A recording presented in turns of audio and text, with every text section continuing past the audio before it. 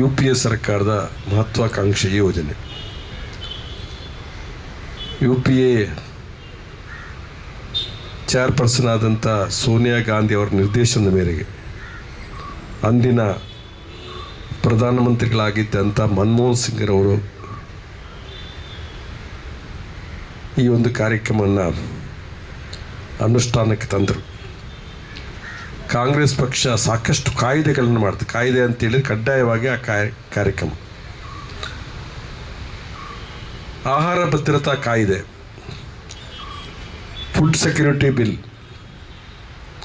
ಪ್ರತಿಯೊಬ್ಬ ಹುಟ್ಟಿದ ಮಗುವಿಗೆ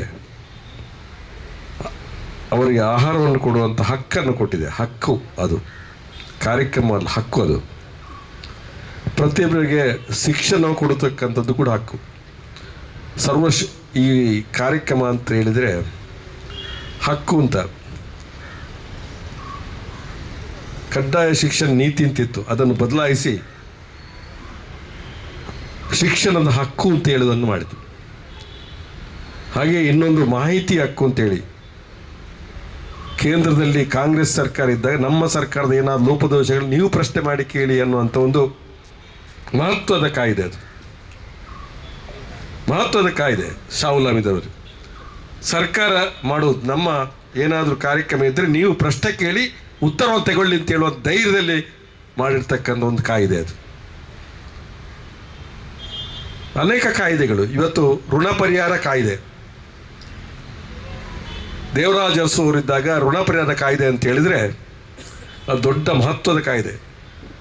10 ವರ್ಷಗಳ ಸಮಗ್ರವಾಗಿ ಗ್ರಾಮಾಂತರ ಭಾಗದಲ್ಲಿ ಈ ಯೋಜನೆ ಬಗ್ಗೆ ನೀವೇನಾದರೂ ಸರ್ವೆ ಮಾಡಿ. ಈ ಯೋಜನೆ ಜನರಿಗೆ ಪ್ರಯೋಜನ ಆಗೋದಿಲ್ಲ. ಈ ಯೋಜನೆಯಿಂದ ಸರ್ಕಾರದ ದುಡ್ಡು ಪೋಲಾಗ್ತಾ ಇದೆ.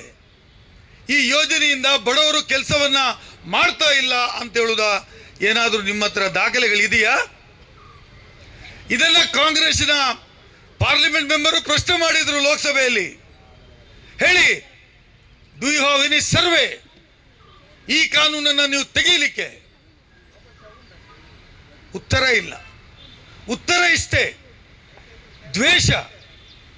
ಆ ಕಾನೂನು ಕಾಂಗ್ರೆಸ್ ಪಕ್ಷದ ಸರ್ಕಾರ ಜಾರಿಗೆ ತಂದಿತ್ತು, ಅದನ್ನ ತೆಗೆದುಹಾಕಬೇಕು. ದೇಶದ ಚರಿತ್ರೆಯನ್ನ ಬದಲಾವಣೆ ಮಾಡಬೇಕು. ದೇಶದ ಬಡವರ ಹೊಟ್ಟೆ ತುಂಬುವಂತ ಕೆಲಸ, ಅವರ ಬದುಕಿನ ಪ್ರಶ್ನೆಯನ್ನ ನಾವು ಪ್ರಶ್ನೆ ಮಾಡಬೇಕು. ಅವರು ನಮ್ಮ ಗುಲಾಮರಾಗಿ ಬದುಕಬೇಕು.